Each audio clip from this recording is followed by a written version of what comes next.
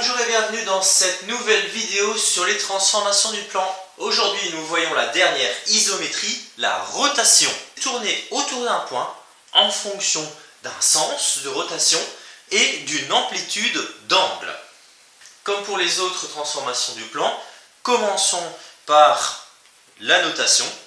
La notation commence par un R pour rotation. En indice, tous les éléments caractéristiques. Le premier, le centre. Ici, il s'appelle O. Ensuite, nous allons mettre le sens de rotation. Attention, le sens de rotation va s'indiquer par un plus ou par un moins. Le sens positif et le sens contraire aux aiguilles d'une montre. Le sens négatif et celui des aiguilles d'une montre. Ici, nous allons faire une rotation positive, donc dans le sens inverse des aiguilles d'une montre. Il faut ensuite mettre l'amplitude qui va être utilisée. Ici, nous allons faire une rotation de 45 degrés.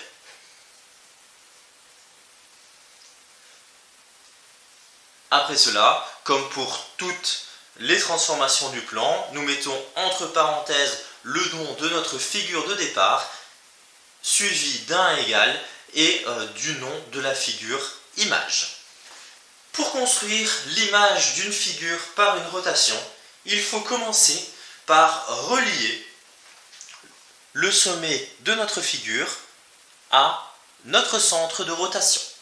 Ensuite, depuis chacun de ces segments, nous allons tracer un angle, ici, de 45 degrés, dans le sens inverse des aiguilles d'une montre. C'est-à-dire que nous allons faire un angle qui va partir vers le bas à droite. Je reporte ensuite la distance qui sépare le sommet du centre sur ce nouveau côté. Ce sont nos nouveaux sommets. Mon point A se retrouve donc en X, mon point B en Y et mon point C en Z. Et il ne me reste plus qu'à les relier pour tracer ma figure image.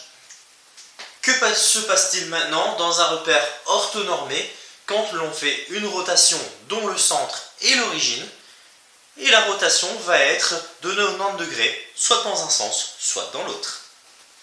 Commençons par la rotation de plus 90 degrés, donc dans le sens inverse des aiguilles d'une montre. Nous avons les coordonnées de notre point d'origine. Pour connaître les coordonnées de notre image, il suffit d'inverser l'abscisse et l'ordonnée de place. En exemple, cela donne que notre point 2, moins 3 deviendra le point moins 3, 2.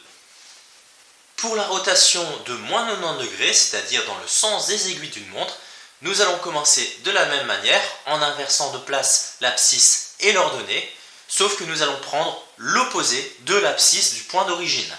Donc cela nous donne y moins x.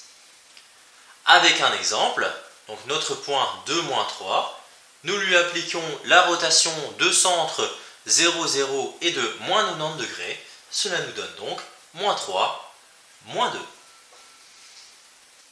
Merci de ton attention et à bientôt pour une nouvelle vidéo de maths.